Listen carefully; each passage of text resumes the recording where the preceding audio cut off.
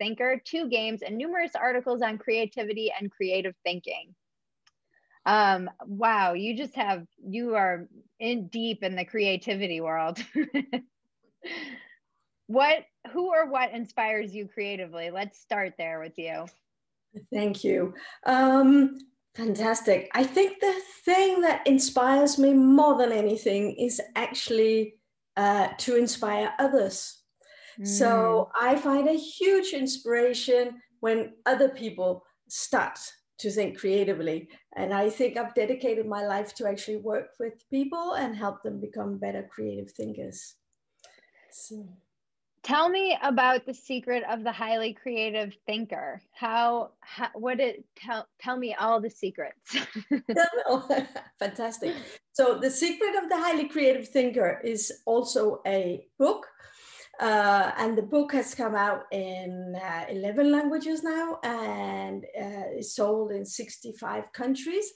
But it's interesting to go in behind. And what we look at is really what is the difference between the more conventional thinker and the highly creative thinker. And what we realize is that the difference actually lies in the way that we think, and our prefrontal cortex actually works differently. And what we see for people that are very, very highly creative people that find it really easy to come up with ideas, is that it's actually easier for them to see connections. So the secret behind the very highly creative people is actually their ability to see and make connections, and especially seeing the connections that other people don't see. Okay.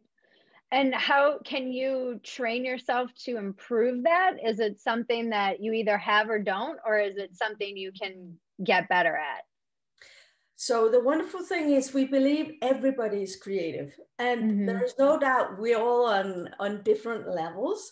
So, but the great news is that whatever level you start at, when you start to train it, we can all become better. So we do see creative thinking as a skill, and it's a skill that can be taught. And one of the ways to actually become a much better creative thinker is to learn to see and make better connections. So just like we can train our brain, our muscles, we can actually train our brains. And I strongly recommend that we do this. And I've worked a lot with, let's say, mental training programs where we actually go in and train people's ability to see and make connections. Wow. And what have you learned from this lifetime of work? So I actually think now what I find very fascinating is that if we go back a few years, it used to be that creativity was something we would find in the marketing department, or it was kind of a novel thing, or it was a bit odd people. And I think what we find amazing today is it's a skill that everybody needs. It's something we need on leadership level. It's something we need to make sure we get into education from very, very early on. It is a life skill. It's a survival skill. It's something everybody needs. So I think there's been a huge shift in how we look at it. And I think the wonderful thing is we can see through research that if you actually train people, if you do intensive training, even from a period of just 2 to 3 weeks, you can actually tell a difference. And you can also see that in brain scans that we can actually create new ways of thinking. So this is a skill that I highly recommend everybody to train and to look at. This is not just for the crazy artists or advertising people. This is a skill for everybody. Yeah. I think this is one of the big myths of creativity, is that it's attached to some artists. Although I will say that with this rise of the creative class and the creator economy, the language around creativity has become much more mainstream. And with the places like Patreon and Substack and all of the abilities for people to monetize their creativity, this is something that when I was a child, these opportunities were not available to me. And for a kid on TikTok today, they can easily imagine having their own little, TikTok empire of just making videos and being creative and getting a message out or whatever it might be. So I think it's actually a lot more normalized. It's a playing field I'm interested in. It seems pretty level in many respects too. You go on TikTok and there are kids from all over the world because everybody has, you know, the basically the smartphone has really leveled the playing field too. And I was talking to so many people, how do you see applying this creativity to helping everybody get to the kind of point where they're you know, beyond their basic needs being met, where they're able to partake in this? Yeah, I think it's for me, I think now I've started where I used to work a lot in further education and with research and leaders and companies, and let's say specifically the creative industries. Right now, I'm doing a lot of work to take creativity and creative thinking into primary schools, into the actually all levels of the educational system. What we see, like you say, is that we can see where kids, as you say, that go on TikTok and that's doing a lot of things, they have a natural creativity. But what we also see is that throughout their education, it's actually something that at some point we see a dive, and from the age of 11 it actually goes down. And what is really important is that we become deliberate thinkers, we become aware of how we actually do it. And this is again something everybody can learn, but I am highly, you know, I cannot say, I believe this is what everybody should have in schools, definitely. Yeah. Because it's almost like riding a bike. Once you know these skills, then they are yours for the rest of your life. Right. They're tools. Yes, absolutely. Yeah. That's awesome. And tell me about your new book, the Creative Thinkers Rethink book. Is that being launched this week? Yes, it's very, very new. It's just come out, and most places it will be launched in May, but from now it's available. It's called the Creative Thinkers Rethink book, and the idea behind that is actually the fact that you can train your ability to think creatively.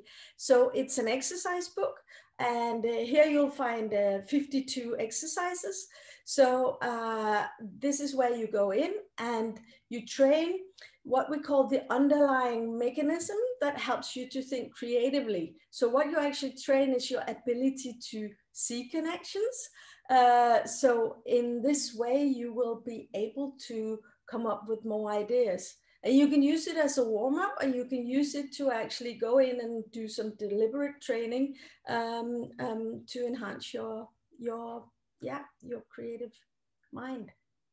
Oh, that's really cool. I think I'm going to have to get this book. I love all kinds of exercises like that. I think they're so fun and good to just stretch your brain. How does seeing connections fuel innovations?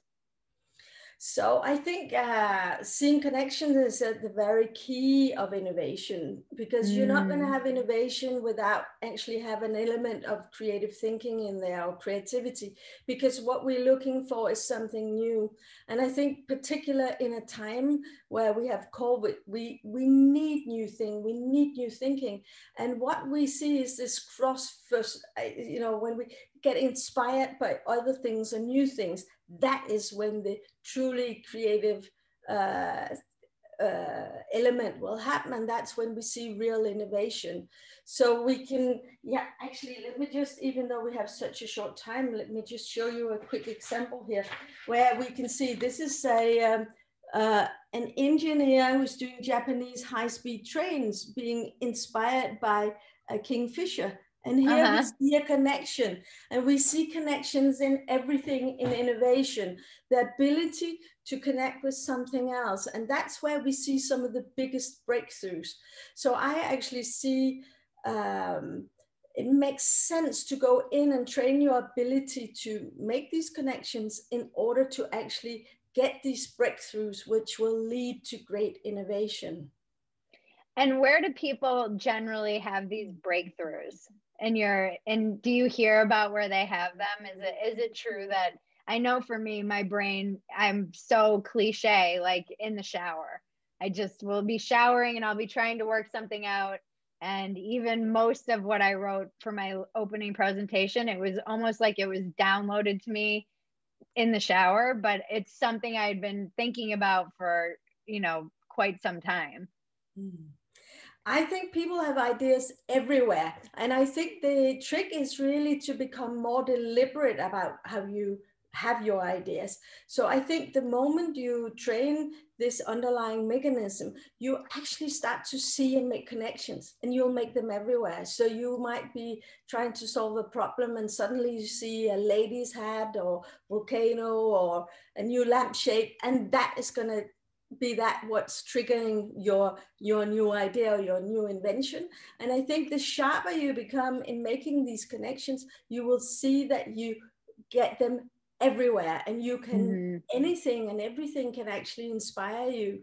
So I think it's wonderful. Yes, people get a lot of ideas in the shower. We also see that walking is fantastic, but it's all about actually allowing your mind to connect with new things, and this will help.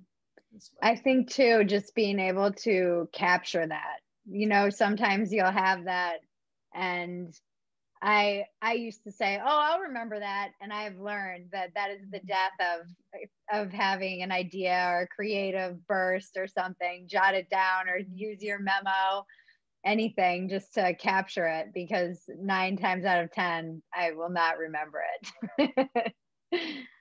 Are you presenting later in the week? Oh, yes, definitely. I'm presenting on World Creativity and Innovation Day on the 21st. I'm doing a lot of work on Monday. I'm working with 400 children in Denmark that are all going to do creative ideas based on the global goals. So I'm doing a lot of work and have different presentations and a lot of projects coming up here this week. So it's fantastic. What a wonderful opening of the World Creativity and Innovation Week. I know it's very early in the morning for you, so I appreciate you getting up and talking to me and sharing your wisdom about making connections. I think this is, on a very fundamental level, not just recognizing the connections we can make between ideas, but recognizing that we are all connected one way or another is just so mandatorily important in our increasingly shrinking world. I agree. This has been absolutely amazing. I think what a wonderful way to start this week. And I hope that a lot of people's going to find new knowledge and new inspiration.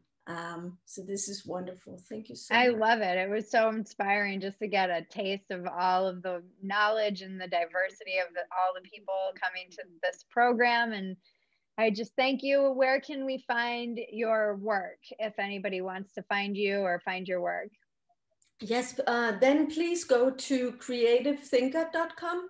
And in there you will find a lot of different things and a lot of inspiration. So here you'll find all my new books as well. Thank you. Thank you.